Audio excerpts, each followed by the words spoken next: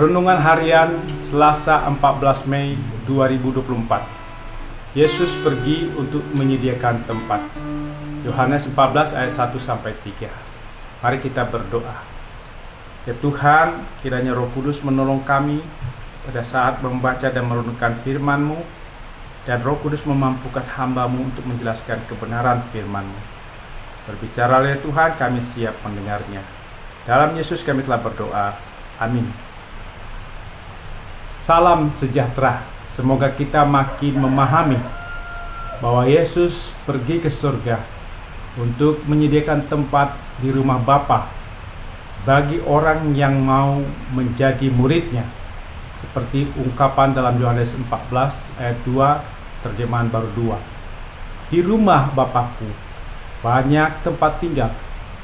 Jika tidak demikian, tentu aku mengatakannya kepadamu, sebab aku pergi untuk menyediakan tempat bagimu. Di dalam sebuah bus rombongan paduan suara pulang dari sebuah pelayanan, para peserta bernyanyi bergantian. Seorang ibu A ingin menyanyikan lagu favoritnya, yaitu NKB 49, dan ia menjelaskan bahwa lagu ini diharapkan agar dinyanyikan dalam ibadah kedukaan saat dia dipanggil Tuhan. Ibu B mengatakan bahwa lagu NKB 49 sebaiknya dinyanyikan bersama-sama agar Ibu A mendengarnya. Ibu C mengatakan bahwa ia takut dan gelisah kalau lagu kedukaan dinyanyikan saat di dalam bus. Takutan dan kegelisahan Ibu C tidak dijelaskannya. Apakah kita perlu takut dan gelisah karena bernyanyi tentang lagu kedukaan? Syair lagu NKB 49 menjelaskan tentang seseorang yang tidak tahu akan hari esok, namun langkah hidupnya tegap. Ia tidak berharap pada matahari, karena matahari akan lenyap, tidak kekal. Ia tidak gelisah akan masa menjelang, sebab ia berjalan beserta Yesus dan hatinya tenang. Banyak hal yang ia tidak pahami tentang masa menjelang, tapi terang baginya bahwa dalam perjalanan hidupnya, tangan Tuhan selalu memegangnya. Makin terang perjalanan hidupnya, makin ringan beban hidupnya, makin nampak yang baik. Dalam rumah Bapa ada terang yang abadi, tidak ada tangisan dan keluhan. Ia tidak tahu akan hari esok, tapi Tuhan yang mengasihinya akan tetap melindunginya. Meskipun perjalanan hidup penuh kesusahan, tapi Tuhan memimpinnya bertahan sampai akhir langkah hidupnya. Syair lagu NKB 49 ini mengajak kita untuk tidak takut dan gelisah menghadapi hari esok, dan kita bertahan sampai akhir langkah hidup kita dan sampai di rumah Bapa. Dalam Yohanes 14 dijelaskan bahwa Yesus pergi ke surga adalah untuk menyediakan tempat di rumah Bapa bagi orang percaya. Yesus pergi ke surga. Kita rayakan pada hari kenaikan Tuhan Yesus. Pemerintah Indonesia menetapkan waktu khusus bagi orang Kristen untuk merayakan hari kenaikan Tuhan Yesus. Oleh sebab itu, hari kenaikan Tuhan Yesus bagi orang Kristen adalah hari untuk beribadah, bersukacita karena Yesus menyediakan tempat di surga. Yesus pergi ke surga, kemudian ia mengutus Roh penghibur, yaitu Roh Kudus, membimbing manusia mengikuti jalan keselamatan yang disediakan Allah dalam Yesus. Yesus mengetahui isi hati manusia. Yesus tahu kesedihan, ketakutan dan kegelisahan yang dialami murid-murid ketika ia menjelaskan tentang akan berakhirnya hidupnya di dunia ini melalui penderitaan, disalib, mati, bangkit, dan naik ke surga. Kematian, kebangkitan, kenaikan ke surga adalah satu kesatuan yang menjelaskan tentang Yesus dimuliakan Allah.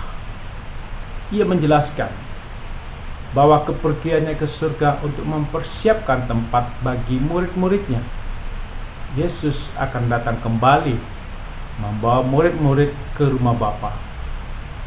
Tuhan Yesus mengenal semua kesedihan kita yang tersembunyi, luka-luka batin dalam hidup kita. Tuhan tahu penderitaan dan beban hidup serta kesedihan yang kita alami dan rasakan. Ia memperhatikan semua kesusahan yang dialami umatnya. Ia mengenal jiwa kita yang berada dalam kesesakan.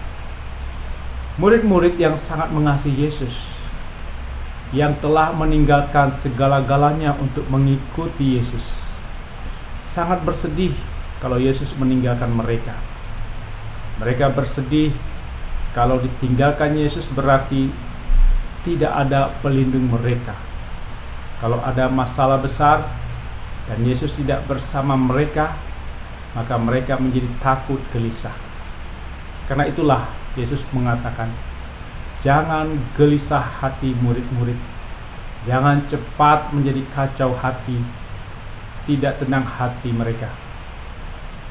Tuhan Yesus tidak melarang orang untuk memikirkan kedukaan atau kesedihan. Tapi Yesus menjelaskan agar tidak terganggu hati, tidak gusar, tidak tertekan hati. Hati atau jiwa tetap dipertahankan agar tenang, tidak terganggu. Sebab orang yang menjadi murid Yesus adalah orang yang sudah ditebus, dipilih dan dikuduskan, sehingga mengetahui apa yang baik untuk dilakukan dalam menghadapi kesedihan, kedukaan, pergumulan. Orang beriman menenangkan hati, jiwa, pikiran ketika segala sesuatu kacau balau.